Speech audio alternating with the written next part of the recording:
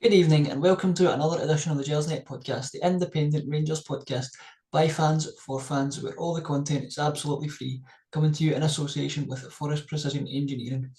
I'm your host tonight, Brian Archer, in the hosting chair again, and joined as always for these World Cup bonus episodes by my guest Alex Anderson. We're recording this episode on the evening of Wednesday, the 7th of December, which is the first day of no World Cup football since the tournament began. Alex, I don't know about you, but I'm starting to get withdrawal symptoms. How are you coping? A bit of both, mate. I'm like total withdrawals, but also needing to chill out. Man, I'm needing to get in a kind of dimly lit room with, on a big sofa with like Portishead dummy playing in the background. That was just, I definitely need a break, But I'm finding it harder. What was that? 8 games in 4 days, and with the two that went to penalties, like Monday night, choosing the early kickoff last night, and Monday night, it was like you're getting 40 minutes to get your dinner, and that into you. It's mad to think there's actually another only 8 games to go, because every time you get in another game, the magnitude increases. So you feel as if there's more to happen, more drama to go. But it was quite intense. I definitely felt like I was Switzerland by that last game. Like, just all kind of passing me by. I was done. What yourself, mate? How you coping? Yeah, I'm missing it, to be honest. I've kind of structured my day around these games, expecting these games at these certain times, and it's just kind of thrown me off not having any games, and then the same again tomorrow. I don't know what I'm going to do with myself. That's it. It's like a drug. It's in your system. So even though I'm thinking I need a break, my nervous system's giving it. What's happening, Alec? Where's the telly? What's happening to the remote? Why you not got the World Soccer out madly checking up who that guy plays for? It's just. But we'll get there.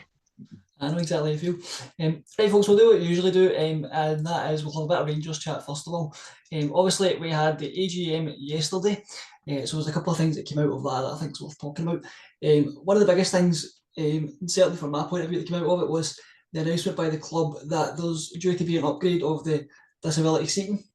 Now, for me, this is quite a kind of personal one because I sit down there, down the front of the main stand, so this is going to have quite an impact on my own kind of match day experience. So this is something that I think was pretty long overdue, and I was quite glad to see that they've committed to kind of overhauling the seating in that area, because I know personally how badly exposed that can be to the elements, especially on those cold and wet December nights.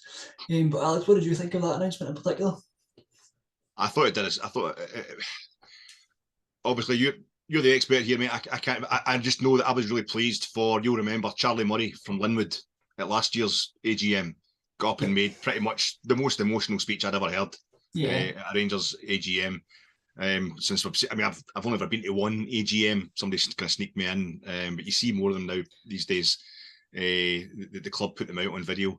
I felt as if a lot of people get really worked up, obviously watching Rangers, following Rangers, and there's a lot of the kind of the language of like a disgrace that we didn't win the league. It's shameful that Ross Wilson, signed such and such, or did they sign such and such. But for me, when you think of all the things that have happened at Ibrox, the redevelopment at Ibrox, I didn't realise until I heard the speech from that fella last year, just exactly what wheelchair users were going through, and it shamed me, mate, because I'd never thought about it. I have to be, you don't really consider these things. You're always kind of looking after yourself, and I think I remember last year saying just stuff Edmiston House, stuff the rebuilding Edmiston House and all that. Get this sorted, and I understand that.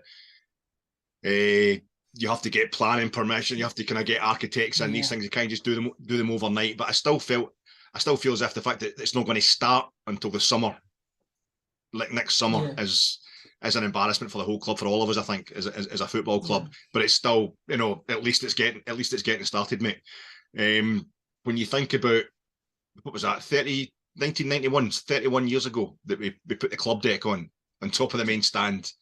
And you've had things like, Bar 72, we've got the Sky Lounge, Blue Sky Lounge, and all this kind of stuff going on in Edmiston House, and you can't sort out, the fact that we've got supporters sitting there totally exposed to the elements. I'm just going to say one thing, Brian. I'm say one thing that really, when I saw that Charlie Murray, I'll never forget Charlie Murray from Linwood. It was one of the most amazing things I've ever heard in AGM. It was really emotional, had me in tears. I remember then when he was talking, I think I'd seen a few days previously, because it'd been Gio's, before last year's AGM, it'd been Gio's first game in charge. It was Sparta Prague in the Europa League at Ibrox. on the Thursday night. And I'd never thought about it. I didn't even think about it. It's just something. I was walking from the underground, from Ibrox Underground. I was coming round the back of the Courtland, and I'm in the front of the main stand front. So and that's the thing. I'm saying main stand front. What I mean is, I am undercover and rows back. You're the front of the main stand. Out on the track. Absolutely brutal. I'm sometimes like, sometimes maybe twice a season you feel a bit of rain in your face, and you're thinking, it must be wild out there, because actually it's got into this bit, and these boys are out there. Down there, you get absolutely soaked. Aye, you will do, mate. Absolutely brutal.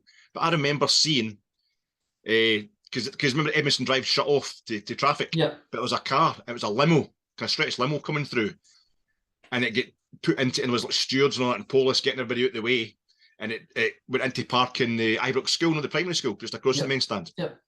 I went to park in there, and it was Czech flags, Czechia flags on the front, and the kind of official license plate on the back. I think that's the Czech government officials. And I remember thinking, these are the guys the previous season, Slavia Prague, what they did to Glenn Kamara.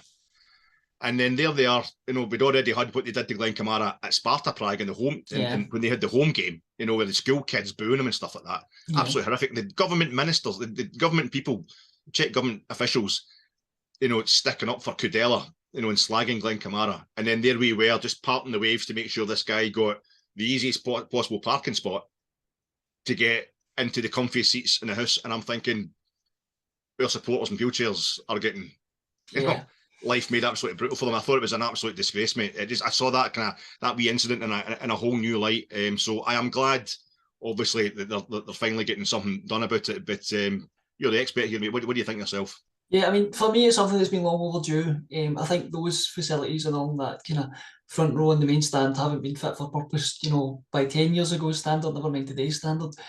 So for me, it's long overdue. And I'm glad they've announced that, we can all say it should have been done, many years ago, and that, it should have been, but at least now they've recognised it and they've kind of put firm plans in place to do something about it. So that's positive. So yeah, I look forward to it. It's going to massively improve my match day going experience, hopefully, and that of many others. So, it can only be a positive thing. No, I hope so, mate. I hope so. I'm glad they finally get it. I remember the scene, like you would look at Sheffield United, Bramall Lane, which isn't it's an iconic ground, Bramall Lane, but it's hardly redeveloped to the kind of level that Ibrox is. And even they've got a kind of raised platform. I think it's near their cop, which is up, it's under shelter, and it's giving folk a decent view as well. It's not just about the kind of physical side of things, like getting the rain and all that. It's getting a decent view of the game. The ball boys tend to obstruct your view a bit in those front row seats. Even the managers, see where I am, I'm right next to the dugout. So even the away managers, like right in front of me. I remember years ago getting random tickets, like European games. I was getting put about all over the place. That's what I'm talking about back in the 80s, kind of early 90s. And if you got a ticket down the front of like the Govan, now the Sandy Jardine, you would notice the camber of the pitch.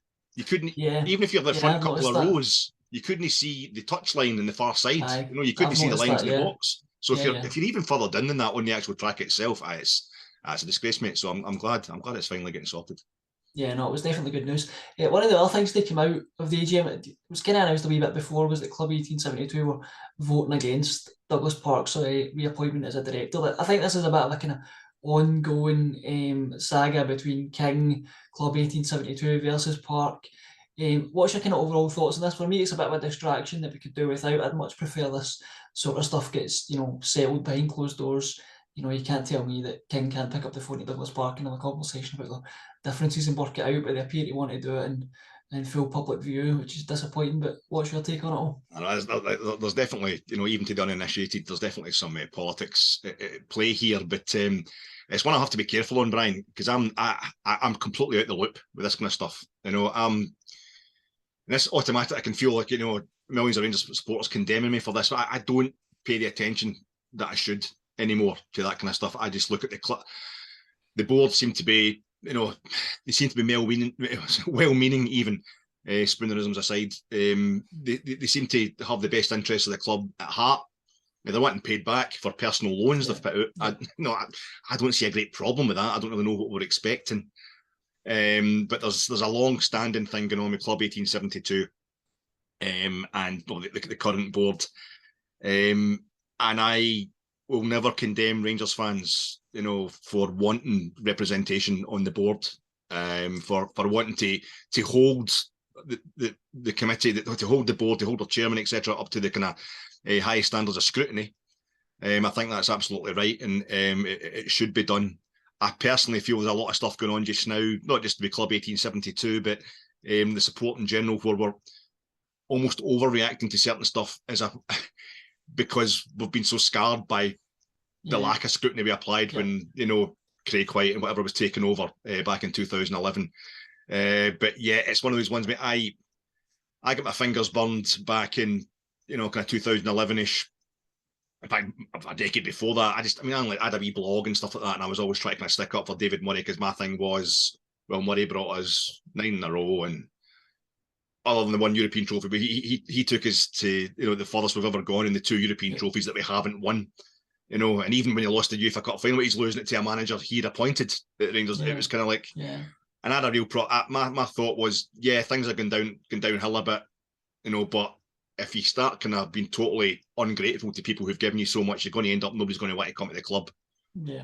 And I could tell, I think you didn't need to know anything about the financial situation just to look at Craig White and think this guy's a charlatan, but I get shouted down for saying he was a charlatan, and then same with Charles Green, this guy's obviously a bandpot, but at the same time with Charles Green, I knew we needed somebody, nobody else was interested in taking over at Rangers. So it was like, let this guy do what he's going to do, but let's no hero worship him, And the same with the Easdales and that. So I feel as if when you compare it to a lot of things that have been going on, things seem pretty as healthy as the income we can make will allow just now. I think these guys do have the best interests of the club at heart. They're going to obviously want money back that they've paid into the club personally. But yeah, I don't know the ins and outs of the Club 1872 thing. I must admit, I get kind of, I'm scarred by what I got involved in the past. I end up sticking up for Murray, and then to all intents and purposes, everybody now thinks they've proven that David Murray, more or less killed the club, or attempted to, by selling to Craig White. So I get everybody's point of view. It would be nice if we could all get on, but I'm quite happy that there's somebody there who's holding these guys to account, just as there's a lot of us that are kind of quite happy with the current board. Yeah, well, I think that's fair enough. To be fair, I think we'd all like for this sort of stuff to get done behind closed doors, but it's kind of unfortunate. It's one of the things. I just know that the minute I say anything like, I don't really know the ins and outs, with people saying, well, you should, it's your responsibility as a Rangers fan to know all the ins and outs, and they'll have a spreadsheet full of reasons that I need to hate Douglas Park or whatever, and I'm conscious of that, and I'm thankful for the fans for doing that, but I have to be honest and say I've stepped back from all that, because you've got to have a family as well, Yeah, no, definitely.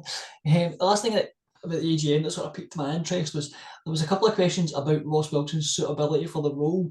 Now, Stuart Robertson, I think, defended him quite a lot, and kind of he was, adamant that they had faith in him, and they thought he was the right man for the job. Now, obviously, I think that's expected, that we'd expect the board to defend him. Kind of, he's their man. What's your take on Ross Wilson and the job he's doing? Yeah, Ross Wilson doesn't sign football players, said Ross Wilson about myself in the third person, but I think he was quoting other people talking about Ross Wilson. It was what it was all building to, wasn't it? And I think you're looking through just Twitter and what have you today, listen to various other people chatting about it. There's as many people who are raging that there wasn't enough, kind of really critical questions. There wasn't enough criticism. I think there's some people wanting an all-out riot, and I'm kind of like, no, things aren't that bad, But the same people will be saying to me, well, you're just, you're part of the problem then. Things are going to continue going south. I think, like, the thing about you didn't sign any Dutch players, for example, I've heard that. Gio didn't sign any Dutch players, and he was, he's Dutch. I feel as if that's one of the things that gets added in a pile on. We didn't win the league, and it's sending, to me, even that is sending a lot of people more kind of mental than it should. It's really, people are going to their work, and maybe Celtic fans are getting their faces and what have you, and these are the same Celtic fans who were telling likes of me. I mean, it's the sons and daughters of the Celtic fans who were telling the likes of me, 20 years ago, that winning a treble was rubbish. Losing a UEFA Cup final in Seville was brilliant. The UEFA Cup is now the Europa League. So we've got to kind of take that, and we've got to kind of learn how to deal with that. The slaggings we've been getting the last couple of seasons are actually a sign of the progress we're making. You know, the fact that Celtic, you know, used to say, you know, well, we're dead. Well, clearly not. We didn't die. You know, can you see the Rangers coming? You know, and then we won 55. Oh, well, that didn't count because St Johnstone won 2 more trophies than you. In a season, you've won nothing. You know what I mean? And it's going on like that. What's the one we're getting now? You've only won 2 trophies in, you know, 10 years or something like that. Whatever it is, yeah. And you feel well, we've won 2 trophies in the last 2 seasons, which is the same as Celtic. You know what I mean? Yeah. And we won the league and the Scottish Cup. They won the league and the League Cup. So strictly speaking, it's just, you know, it's you can swing that any way you want. I think things are going a lot better than we realise. But I think the stuff you know, you're going to sign Dutch players at the same time as we're getting slagged for not picking up like Aaron Hickey or Lewis Ferguson because they've gone to Italy. It's like, you know, we're not getting the Scottish players either. So you can look at that as a case of we need to look at our own market first, or Ross Wilson's getting both wrong. You know, I felt like I remember back to Dig Advocat, he was getting criticised for having too many Dutchmen. You know, it's because he is Dutch, he's getting his own guys in, and that's causing the problems. Again, this was only when things were starting to go south, when Martin O'Neill was starting to had come in and had Advocat's number straight away. So I think it doesn't go well on the pitch. Obviously, everybody we can think of gets thrown into the fire line for whatever reason we can think of. But I think Ross Wilson might want to do himself a favour if he doesn't sign the players. He maybe doesn't want to be front and centre with Aaron Ramsey. You know, when Aaron Ramsey's getting filmed, giving Ibrox for the first time, Ross is, I signed him, basically. Everything, his body language, everything is like, I signed him. You know, and that's the thing. When we signed Aaron Ramsey, I thought it was brilliant. You know, a lot of us thought it was brilliant. And one of the things I said at the time, which I can't now go back on, was even if Aaron Ramsey's a failure as a player for us, even if he's injured all the time, which was basically what happened, it lets other clubs around, you know, if you're signing a Juventus player, a world-class player, it lets, you know, other players around the world know that we're somebody that, you know, decent players want to come to. You know, it's something that will spread the word about Rangers. But yeah, I thought he defended himself well, Ross Wilson. I didn't know Bacuna was a free transfer. That was news to me as well, you know. But I think also the supporters that have asked the questions have done well. They've got stuff off their chest, you know, that we've all been talking about. I think a couple of boys talking about my jers as well, you know, which I thought was spot on. The fella there was in his 80s, you know, talking about how, and that's how I felt as well. You know, I'm only in my early 50s, but I've been going to Hampden, every game at Hampden for like 20 odd years with Rangers, and I didn't realise until last season, I didn't bother asking the question, why am I not getting a cup final ticket? And everybody around about me was in my jers, and people who'd been going for 2 minutes were getting a ticket. You know, that's the kind of thing that upsets me as well. So I'm doing that thing. It's a cowardly thing where I'm saying, I think some people have been too harsh, but also I'm glad that there's people there asking the questions and that we've got an accountable board, and the whole thing was a really kind of democratic process. I just hope it leads to us doing better on the pitch. Yeah, I think we can all agree with that. Moving away from the AGM, we'll have a quick chat about the Leverkusen friendly at the weekend. Obviously, it's our first chance to see Rangers in action under Michael Beale. Firstly, how much are you looking forward to it? What should we hope or can I expect to get from the match? Obviously, it's a friendly, you can never read too much into it, but I'm thinking more along the lines of, you know, hoping to see the players a bit, you know, kind of the fitness work they're doing in training, hope to see some of that come to life. Obviously hoping for improved performances and maybe, you know, better link-up play and stuff like that on the pitch. Is that something you're hoping to see? Yeah, I think we'll all be going along there just reading far too much into it, won't we? We won't be able to help ourselves, but you want to see... I think the fact that we haven't seen Rangers for, you know, 3-4 weeks now, in itself will make us kind of a bit more intense than we should be about what is essentially a friendly. But I don't know how much we can actually expect, you know, to kind of take from this. I can't see it being a normal pre-season friendly.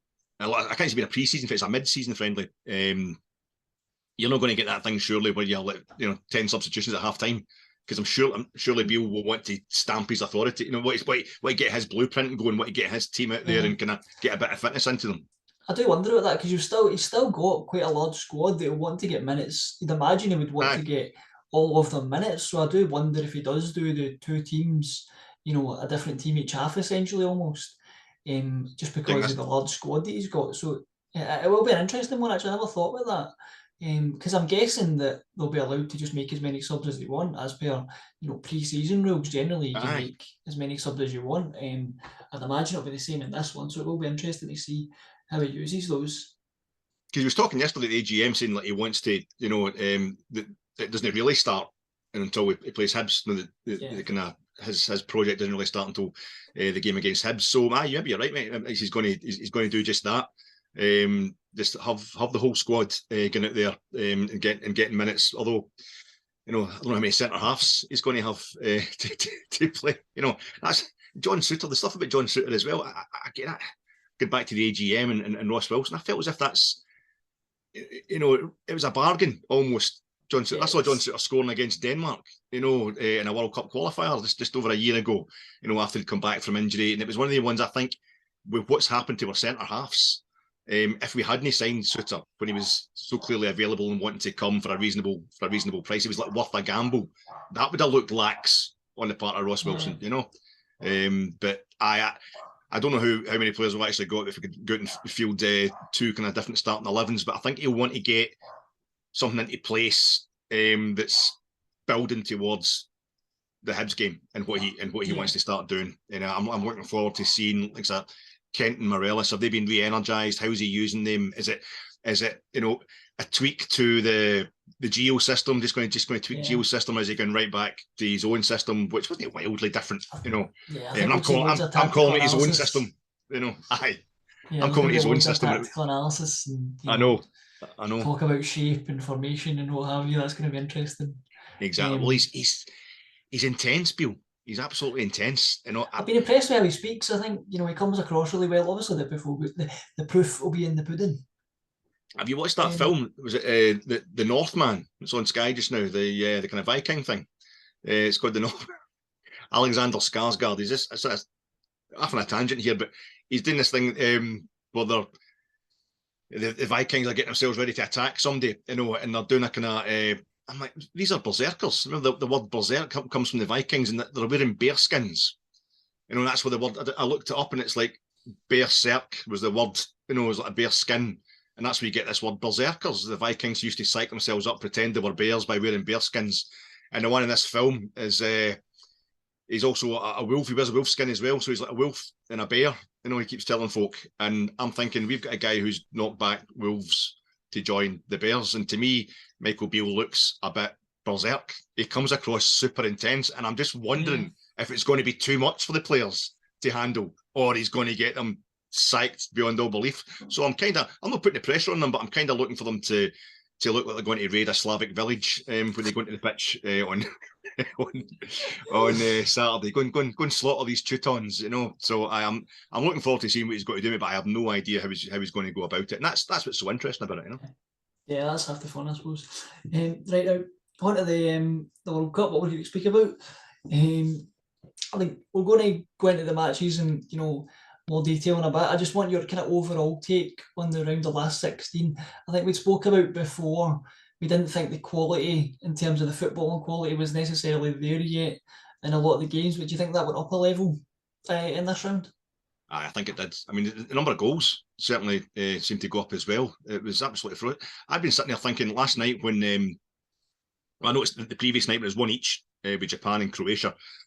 And then last night, obviously, Spain and Morocco were kind of 0-0 for a while. I'm thinking these are the first games where there's not been 3 goals. There was at least 3 goals in all the games. And it was a chap, Bankton Bayer. I don't know him personally. I know him through Twitter.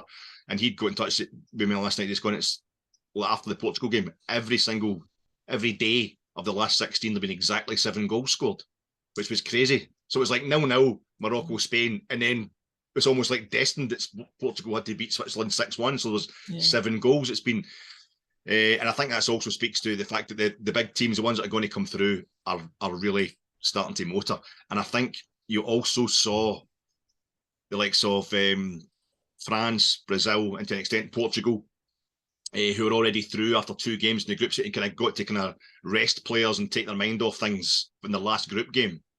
They're then cruising past the teams that they're playing in the last 16. Like South Korea were done in. They had to fight to the last minute to get into that stage. Beating Uruguay to the last 16 spot by like a goal scored, and same way like Poland, where that thing that was nearly going down to fair play against Mexico, and Switzerland did a real ding dong, a lot of off-field stuff, because the Kosovo influence against Serbia, and you saw they couldn't sustain it. They're playing against these teams who've had a bit of a rest. I think a lot of teams wouldn't be able to do that in a World Cup if they're trying to like France are the champions, they're the reigning champions. I think if they were going for the first World Cup in a while, they wouldn't have killed their momentum by resting players in their game against, who was it? Tunisia in the last round of group games. But they've got the confidence, they know they don't have to worry about that. Brazil as well, resting all these players, but they've got world-class players all around the place. So I think it really benefited them. And you're seeing they're able to do their thing in their tournament teams that are ready to go the whole hog. So they're kind of mentally, their stamina's up there as well. But there's some cracking football, Yeah, I'll pick out a few games and kind of run through some of the talking points from them.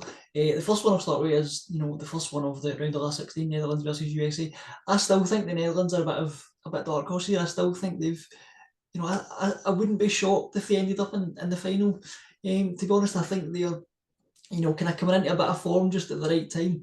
I've been really impressed with Cody Gakpo. We played against them, PSV at the start of the season, and the other player that I quite like is Denzel Dumfries. I've been really, really impressed with him. But I think they're just coming into form just at the right time.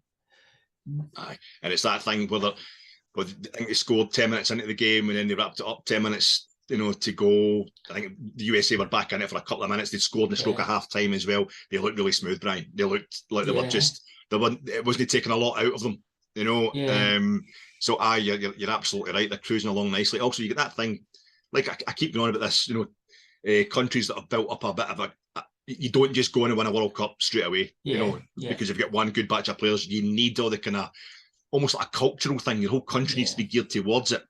And the Dutch, they've lost the final 3 times, so they're ready to go. They know what it's like.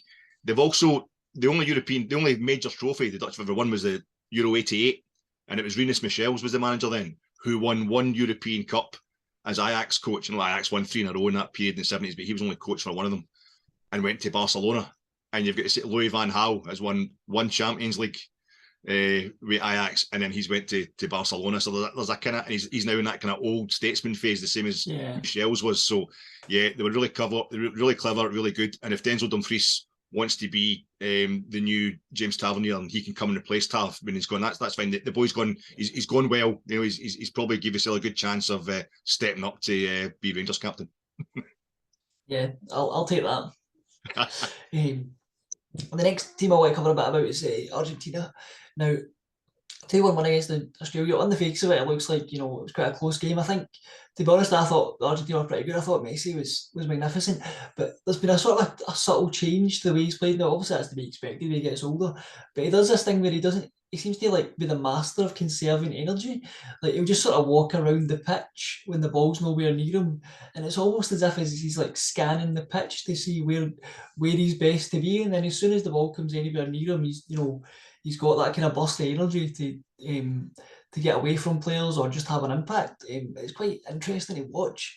I'd be quite interested to just watch Messi. I don't know, they sometimes do that focus cam where you can focus on a player. I'd be interested to do that with Messi just now, because when the ball's nowhere near him, he kind of, you could almost say he looks uninterested at times, but he's actually being quite clever, and he's like scanning the pitch to see, right, where should I be to make the biggest impact when the possession turns over and I've got a chance of getting it. It's really, really interesting to watch. Because I think he did the same thing in 2014 and he got into the final. And that was because, obviously this is where he's a much younger man at the peak of his career, peak of his fitness, but Barcelona were just running him into the ground. Not just obviously getting to the Champions League latter stages all the time and what have you. And obviously always going kind of head to head with, I think it was Atletico Madrid that season, picked them to the title in 2014. But just because the amount of friendlies they're playing, and obviously him, the expectation on his shoulders. Argentina, one of the most football mad countries in the world. The fans, the noise they're making in the stadiums is different level. It was in 2014 as well in Brazil, and it's even better just now in the UAE, in Qatar. But I think that weighed him down, and he did that in 2014. And now, because it's a winter World Cup, it's in the middle of his season. It's like he's got time to, he's got a bit more fitness maybe in his legs in terms of the season, and he's doing that same thing. It's almost like it's allowed him to make up for kind of 8 years of getting older. I don't know. I don't know. The irony is, I don't know if Argentina have got the legs. I don't mean in terms of stamina. They've got enough young players and what have you. young players that are starting to score goals and what have them, what have you. But I don't think they're athletic enough. I don't think they cover enough ground. And I think they could beat the Netherlands. It's a classic World Cup clash. Rematch the 1978 final and semi-final in 2014, which Messi played in. But I don't know if they've got the legs to go all the way. If you think about them playing the likes of Brazil or France, I think they'll run over the top of them. But I'm getting to the stage I would like to see Messi doing it. I said this the last time we did the pod. Just taking it feels almost wrong that not winning the World Cups is going to end up being a condemnation for him when he's done literally everything except he's now getting to the stage he's going to end up, he'll have played more World Cup games than anybody else. Yeah. If they got to the final, he'd have played more than Mateus, who holds a record with 25 appearances. But I don't know if the rest of his teammates have got the legs to carry him. But he is. It's like when Ronaldo, Brazilian Ronaldo. We've seen the documentary recently in BBC, which I found disappointing because it only focused on that kind of one story between World Cups. What it didn't say was when he broke his leg really badly and when he come back, one of the things he started doing was hitting the ball early. Hitting the ball within his stride, because he didn't have the pace he used to always round the goalkeeper. It was obsession with him. He'd round the goalkeeper and walk it in. I mean, he couldn't do that. He compensated, and that's, you're right. Messi is doing the same thing. He's pacing himself, and he knows when to go and when to do it, when to pick his moments, and it's that's as much in his mind. That's as much skill as anything he can do with his feet. Yeah, definitely. It'll be interesting to see how far they can go if Messi can carry them all the way to the final. Next thing I want to quickly go over is France. I think we all know they were one of the favourites getting into the tournament.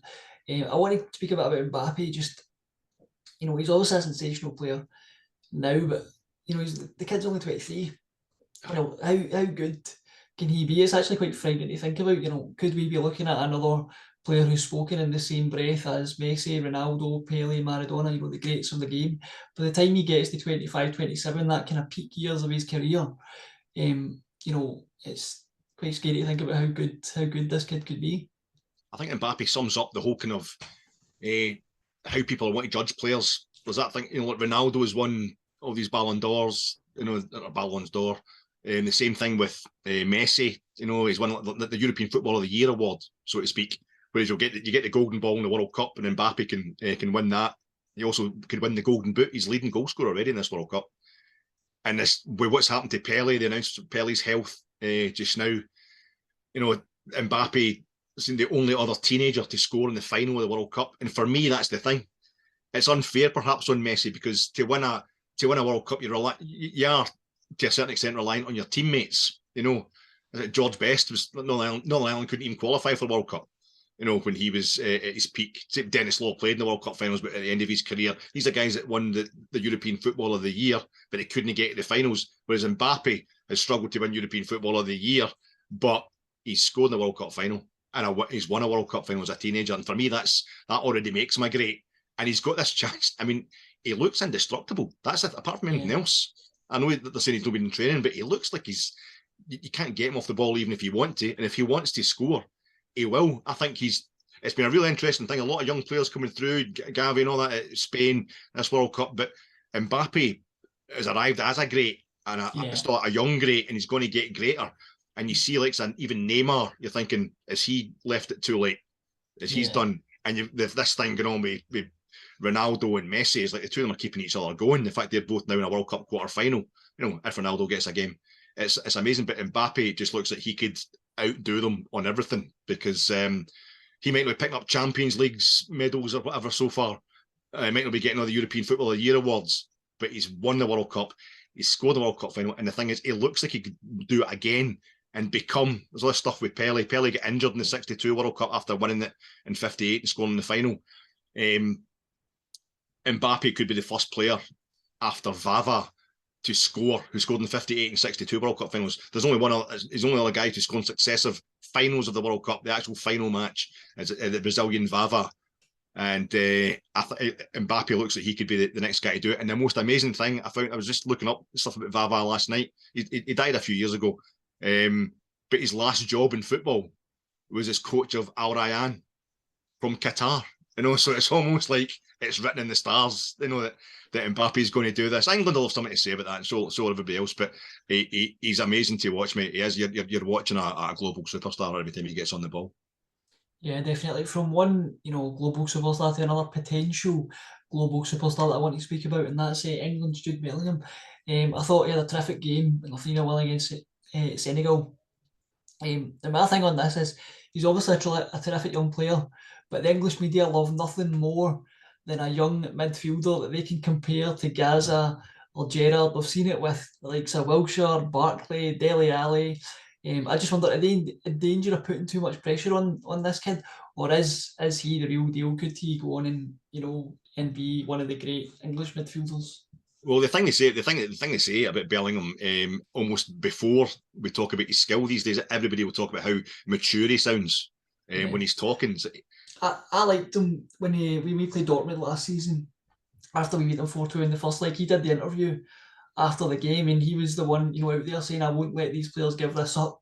This was a kid. He wasn't captain or anything, but he was the one out there facing the media saying, "I won't let these players give this up. We're still in this game." And I thought he looked terrific at Ibrox. I remember being at that game that night. I thought, even though we put them out in the end, but I thought he was a standout for them even then. I've not seen a player. I think guys came in Jetta. Guys of my age will remember playing for Valencia at Ibrox when they beat us in the Champions League game. Advocat was manager. Everybody that you talk to about that, that era, we talk about Menjeta, just the night at Ibrox, he was amazing, one of the best players I've ever seen. And I've never heard anybody getting that kind of. My aunt and uncle took me to my first Rangers games. Their kind of generation, it was Mario Kempes, who scored in the 78 final for us, and he played for Valencia. People going about him. But Bellingham is the same. He's the next guy to get that kind of praise. Every Rangers fan, and myself included, we just all kind of fell in love with him when he played against Rangers. And the way he conducted himself. I mean, he was kind of up for it. He was really, he's super aggressive. Yeah. He's no kind of respect for his opponent. Almost, he's like, I'm not having this. Whereas the rest of the Dortmund team were like, what are Rangers all about here? This is amazing. He was like, no, I'm not having it. And I think we respect him for that. And it's because he spoke so well, so respectfully as well. He was absolutely fantastic on and off the pitch. And I hope he does go all the way. And I hope he can kind of keep his head. And I sometimes one of the guys, he's just a teenager, like, so you've got Mbappe in the French setup, but the French have been winning World Cups and getting to World Cup finals and winning Euros. He's got guys here to keep him down to earth. Whereas if Bellingham keeps going, the English don't have the same setup at the moment. They don't have the same kind of aura about them, So it could be Bellingham that's leading them. If they do anything against France, Bellingham will have to be front and centre. So I hope he can keep himself kind of feet firmly fixed in the ground. I think going abroad at a young age, going over to Dortmund, learning the language and settling in there is obviously going to help him. He's not being cosseted in the English system, in the English kind of domestic setup. So, he's been great to watch, and he'll need to get even better if they're going to do anything against France. Yeah, definitely. It will be interesting to see how his career progresses over the next few years. It's a really exciting one to watch. One of the things I wanted your take on, we also had the Japan-Croatia game 1-1, and after the extra time, it wasn't the highest quality game. Croatia obviously winning 3-1 on penalties, but I wanted your take on the whole extra time concept. Are you a fan of extra time, or would you rather see it go straight to penalties, or even go back to the old golden goal rule? Or what's your take on the kind of that extra half hour that we get? I'm not a fan of it when I've put my dinner off until the end of the game. You know what I mean? Let's try to squeeze that in before the game that's on at 7 o'clock. And I've got to be an extra half hour. I'm not somebody who likes to miss my dinner, Brian, as you can probably tell. But no, I think I've seen it all, mate. I'm going to play the old man card again. I went down to Euro 96. I went to 10 games at Euro 96, and I was at the final. And I saw the first ever final decided by was it golden goal, silver goal? I can't even remember. It was Oliver Bierhoff scored it anyway.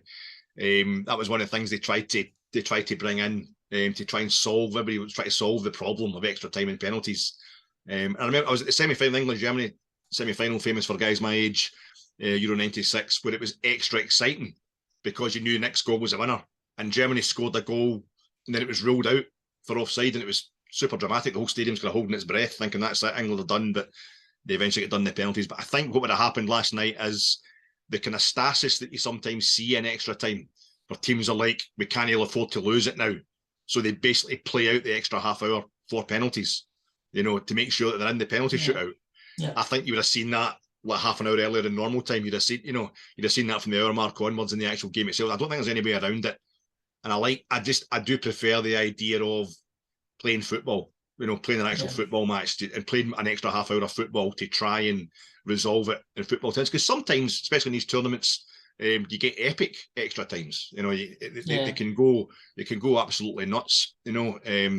France, Portugal, Euro '84, and Marseille is an all-time classic. And older guys will go back to Germany, Italy, West Germany, Italy in 1970. Kind of semi-final ended up 4-3 to the Italians. So the only thing that bothers me sometimes is it gives a bit of an advantage to whoever's had to win after extra time and penalties is going to be knackered. When you're in a tournament like that, you're not getting a lot of recovery time. It kind of puts them at a disadvantage in physical terms, especially as you get later in the tournament and these things become, the differences become emphasised. But no, I know what you mean, mate. I don't think there's any way around it. I think I would still stick with the extra time just now. Yeah, that's interesting. Now, we're going to speak about probably the tournament favourite before the tournament kicked off. Brazil obviously beating South Korea convincingly, 4-1, turning on the style. For me, up to this point, this was probably the best game I've watched of the tournament. I'm really impressed with Brazil. They showed, that they're well capable of, turning on that Brazilian style and just blowing teams away. So I thought they were really good. And to be honest, for my money, they kind of put themselves in front as the favourites for me. One of the kind of controversial things that came out of that game was their goal celebrations. I know Roy Keane was a bit unhappy of them kind of doing the dancing after they scored. People seem to be suggesting this was more of a sign of disrespect. What did you think? Would you think it was a sign of togetherness or a sign of disrespect? Roy Keane doesn't like any joy, does he? He doesn't like any kind of mamby-pamby happiness. He's not into it at all, Everything's hard with Roy, you know what I mean? He would have been absolutely furious at Nathan Adua if he'd have seen that bit of skill that he did in the Scottish Championship. A different class, different level, man. I just, for me, it's like the Brazilians, I think might have disrespected themselves. We were talking about this before we kind of come on air. I think it wasn't. I don't care about them dancing, what have you. I don't care about the intensity of celebrations or the kind of the choreography of celebrations, but felt as if they were kind of letting themselves down more than disrespecting, South Korea. It was, especially when they got the manager involved, which was funny. I'm not against the fact. It was quite funny to see TT out there in his 60s try to bust some moves, doing a bit of granddad dancing. That was fine, but it seemed a bit much. For Brazil, a country who are trying to win a World Cup, it means more to them probably than any other country on earth. Yeah. And to be at the last 16 stage, just celebrating, kind of getting into the quarterfinals. It was, listen, after what had happened, I think that was what, Monday night. So during the day, we'd had the first game in the last 16 at less than 3 goals. And it was like, there you go. We've got 4 goals in the first kind of 36 minutes. I think South Korea were, causing a lot of their own problems. And I think they would be knackered after what they went through on the Friday, just to get into that stage. Whereas while Brazil were putting out, their kind of second string against Cameroon. And even in that game the other night, they bring on Weverton, the third choice goalie, who was the only guy who hadn't had a game yet. Yeah. But it seemed that was part of it. It seemed like, we'll get everybody a game, we'll have a wee dance. It was kind of a bit too much for me. I think they're maybe ruining their own concentration. I don't know. What do you think yourself? I thought it showed a sign of togetherness, and that this is a nation that's got a real club ethos about it. That was kind of my take on it. I thought it was a kind of team that's really pulling together, and they're kind of, going all out to win this World Cup that's so important to them. I thought it was a sign of that more than any disrespect. To be honest, but maybe a cultural thing as well. I'm a kind of boring North European, and I'm like, I've got to say I like the German attitude, but look, that's got them the last 2 World Cups. The German attitude has got the Germans nowhere. But I like that thing of you're always. It's one of my daft anecdotes. Remember, it was actually Paul Lambert. Talking about when he was at Dortmund, big Jurgen Kohler, who won the World Cup with Germany in 1990. He was a centre half at Borussia Dortmund at the time, and I think it was Legia Warsaw. They were hammering this Legia Warsaw in the Champions League, and it was mostly German players at Dortmund, but obviously Lambert was a Scotsman, and he had a kind of holding midfielder role, Paul Lambert, and he'd said at his thought, we're 4-0 up, the game was won. I'm going to just kind of jog on up into the edge of the box to see if I get myself a goal. Because I didn't score that many goals. And he says Jurgen Kohler just destroyed him. And that just gutted him out, filleted him on the park, and then did it all the way after at full time, all the way down the tunnel and in the dressing room as well, because it was like, you have got to keep, even though we've won the game, every second that you play in your role, you're making that bet, you're practicing, you're getting better at it. You need that all the time. And that's why I see the Brazilians just kind of kicking on. Like, they should have been, for me, it should have been trying to win by 8, against the South Koreans. But then at the same time, you see likes of Spain, who scored more goals. It's got the exact same amount of goals against Costa Rica in one game at this World Cup, the only game they won, as they did in the whole of the 2010 tournament, which they won. When they won the World Cup. So that doesn't make sense either. So basically, I'm just being a miserable old git, Yeah. Talking about Spain, they're obviously Monaco pulling off yet another shock in this tournament, winning 3-0 on penalties. We'll get to the penalties in a minute. But I thought Morocco looked very dangerous in attack. I thought they created some good opportunities, and they had some good chances. I thought Spain lacked cutting edge up front. I think they're a shadow of that 2008 to 2012 side that we've seen, dominate, the Euros and the World Cup. I thought they kind of lacked that, cutting edge up front. They kind of pass for passing's sake at times, and I wonder if they that tiki-taka style of football sort of had its day. I wonder if Spain have just kind of reverted to what they were when I was growing up, what they were up until before kind of 2008, which was, I'm talking about them, they're scoring 7 goals against Costa Rica, but that's the only game they've won. What they were done for 1 goal, last night, that would have got them through. I remember them hammering, was it Denmark? I think they hammered Denmark in the 1986 World Cup, maybe in the last 16, and then they went out in the next round. I think they beat Denmark like 5-1. This is when Denmark were a great, a really flamboyant side. This is what Spain seemed to do. They could really annihilate teams in the one-off matches, but then they would flatter to deceive, and as it got to the latter stages, they would fall away. Got the semis the Euros last summer. It seems like they're kind of going back to that, where they'll get to semis, maybe even the final of the Euros, but they'll not go past the quarterfinals of the World Cup, and it's kind of sad to see them go back to that. And it's too early to write them off completely. I mean, it is, in relative terms, 2010 since they won a World Cup, 2012. So we're talking 10 years in international football. That's not a lot of time. You only get so many tournaments, despite what Gianni Infantino's trying to do with get a World Cup out every 2 minutes, with 200 teams in it. But it looks just now like they're reverting to type, Spain.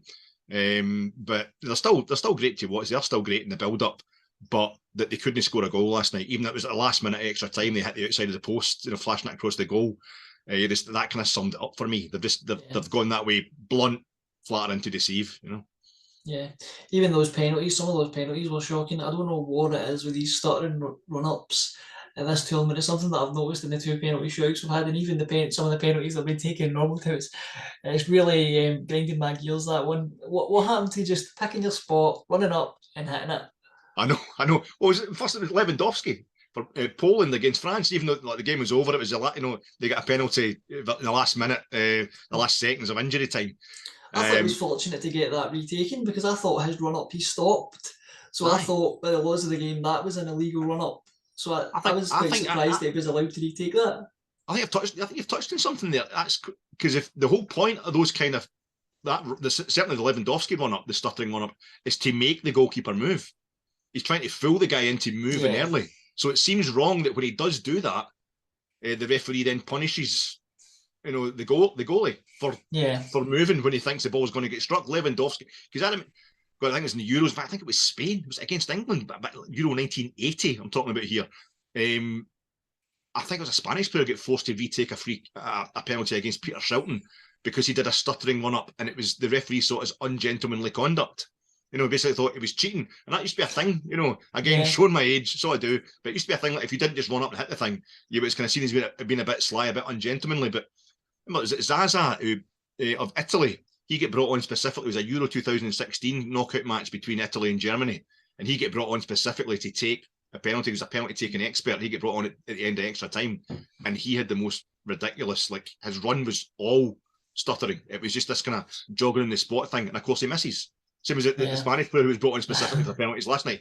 He hits the post. Yeah. It seems to be a thing that happens. But Lewandowski, I wonder if he hadn't done that, performed that wee dance And in the first time he took the penalty against France, he was kind of duty bound to do it again to prove, it works. I bet he wanted to Scott and leather it the second time, but he thought, no, I better do that. But Poland did penalties, Chesney saved a couple, and then there's Lewandowski getting one of his saved. It's been quite wild, but it's a strange style. Yeah, I felt a bit sorry for Sergio Busquets, because that missed penalty could potentially be his last kick of a ball for Spain. That's some way to bow out. I did feel a bit sorry for him. And, a player that's won everything in the game, and that's his last kind of act for the national team. That was a bit. And the irony is, his dad won the European Cup with Barcelona as a reserve goalie. His dad was a goalie with Barcelona back in '92, but he's quite a nasty piece of work at times. Basically, he's quite a sneaky guy, so he knows how to take the rough with the smooth. He'll probably be able to handle it, Yeah, I'm sure he'll be fine. Last game to speak about, obviously last night's one, Portugal against Switzerland. I've got to be honest, I wasn't massively sure what to expect from this game. I certainly didn't expect what we got, and that was a wonderful victory for Portugal, 6-1. Running out, they looked, much more fluent and creative without Ronaldo. That was a coincidence, or do you think that just goes to show that potentially without him there, they've got other players that can come in and kind of provide that fluid attacking impetus? I mean, it's absolutely brilliant for Santos, for the manager, because he's just you drop Ronaldo, and then the guy who replaces him comes in and scores a hat-trick, the first hat-trick of this World Cup. You win 6-1. It's like, all right, I bet he wasn't going to put him on until like we're 4-1 up, 5-1 up, whatever it was. On you go. It was quite a statement, and I think it's a timely statement from Portugal. I've been kind of saying they're the kind of dark horses for the World Cup, and they really did step it up a gear last night, just at the time the big boys should step it up. Again, they've lost their kind of relatively meaningless last match in the group stages. It didn't affect them at all, and even losing their star man or dropping their star man didn't affect him at all. Ronaldo can cheer himself up with, was it $123 million a year he's going to get paid to play in Saudi Arabia? But I bet the thing with him is he's watching Messi. They've been tailing each other for best part of 2 decades, and he's watching Messi nipping ahead of him in the appearances and nicking ahead of him in the goals scored in the World Cup.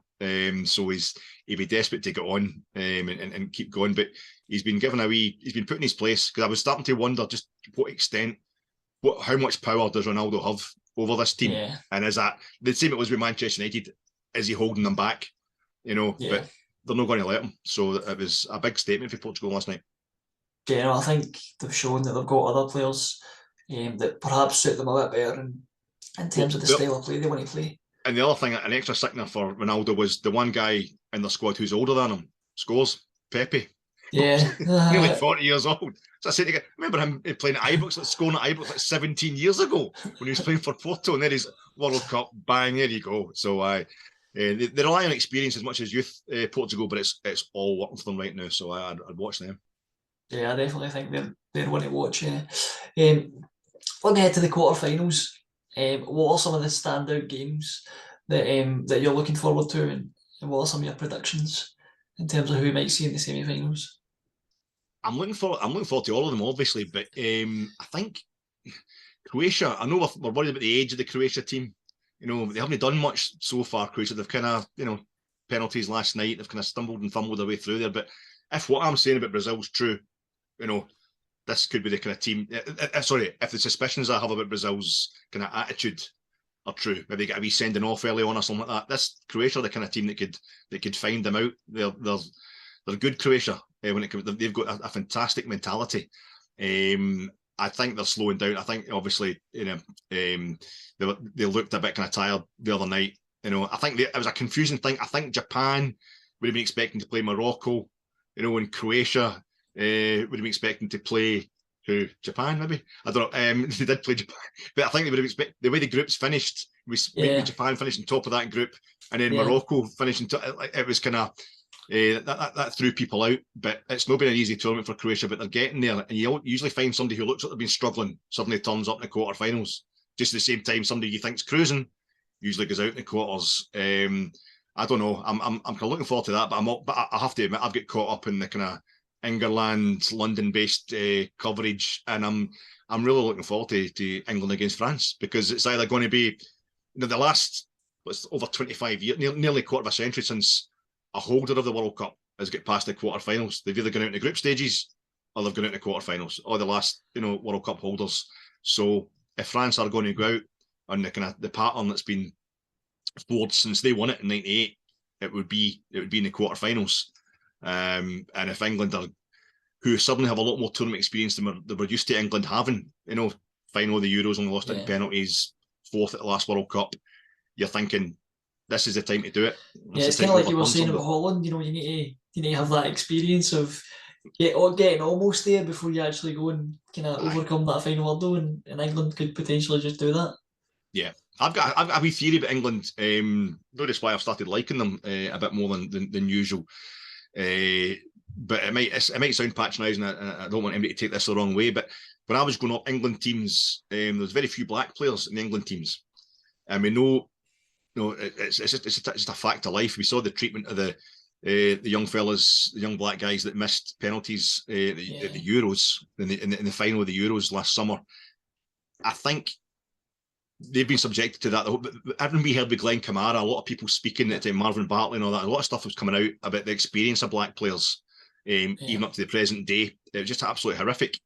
And I think that they're so kind of closeted on, they've maybe built up a kind of level of distance almost from the fans and what have you that protects them.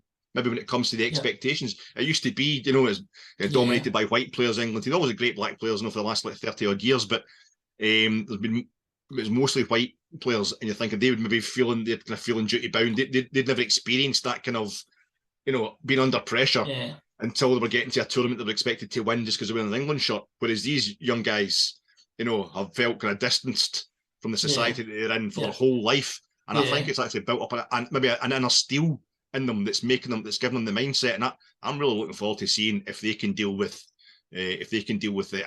I don't know how they're going to deal with Mbappe. You've got what's his Kyle Walker. Kyle Walker, that's going to be a really interesting battle. Nobody's confident he's going to be able to do it on his own by playing as fullback. Yeah, I think they're going to get somebody else in, and Walker steps in to go like kind of five at the back almost. He steps inside to centre half. But they've been playing so well with that three in the middle, with Bellingham, Rice, and Henderson, that they don't want to alter that either. So I don't think they're just going to go for it, stick to their own plan. It would seem suicidal though to let Mbappe go for it. Yeah, it'll be a really interesting one to watch, that battle between Walker and Mbappe. That's going to be, really interesting. I think, to be honest, this game's going to go one or two ways. I think it'll be a real classic and a real one for the ages, or it's going to be a kind of drab 0-0, and we'll all be like, why are we so excited about this? But I'm hoping it'll be a real classic. But I'm really looking forward to it. It's got all the makings of a real good game. I think it's worth a mention. I think Morocco against Portugal, I think it's also worth a mention. Morocco, it's an Arab World Cup. We've been talking about that the first couple of pods, how you could feel the difference being for the Arab nations, being in an Arab, being an Arab country, and then you got your first ever Arab. The number of people that pointed out in the Morocco's game against Spain that it felt like a home game for Morocco inside the stadium. It's a strange thing because Qatar, obviously the hosts, their games, especially like the first game, the opening game. I mean, obviously I wasn't at the stadium, only watching it on television, but it felt like there was nothing really doing in terms of atmosphere. It was quite quiet. Whereas I feel like Saudi Arabia, first of all, when they beat Argentina, you felt this is a kind of, they're like a kind of second home team almost. They were bringing that. Commentators are always wanting the home nation, the host nation, to do well at a big tournament because it brings an extra atmosphere. Whereas I feel as if it's just been like an Arab World Cup, and the Arab teams like Tunisia and Morocco, the atmosphere at their games has been palpable across the television, and this could be absolutely mammoth when they play on Saturday. And I'll probably miss the first half because I'll be at Ibrox. Oh yeah, right enough. So it better be good, Rangers. No pressure. Hopefully Michael Beale can make it up with his team putting a good performance. That's it. Well, the number 20 for Iran, is it Mamzoud, or whatever his name, the fellow who was wearing the tattoo, just love me for who I am, did a close-up of that during the Iranian national anthem. He's a Bayer Leverkusen player. So I don't know. I think he came off at half time in their last game against the USA. So he's probably been rested, if he's not actually been arrested back in Iran. But I would like to see him. It'd be lovely if he could play on Saturday. Maybe give him a wee round of applause because he's a brave guy and a cracking player. Yeah. But other than that, definitely. we're here to see the Rangers. Yeah, definitely. Right, Alex, I think that'll do us for tonight. What's left for me to do is remind the listeners that the podcast is available on all the usual podcasting platforms, and it's not just the podcast we've got at Gersnet, we've also got the articles and the forums over at the website, so check them out as well. Thanks as always to my guest Alex. Thanks for your excellent insight as always and your wealth of knowledge. War stories, mate. Boring anecdotes. Pleasure. That's the kind of content the listeners come to see. That's all they're getting anyway. We'll probably be back in the next couple of days to review the quarterfinals and look ahead to the semi-finals. I think Alex will probably be hosting that one. You'll be back in the hosting chair for that one. So try and keep our partner down to minimum. Yeah, so look out for that one, guys. But until next time, bye for now.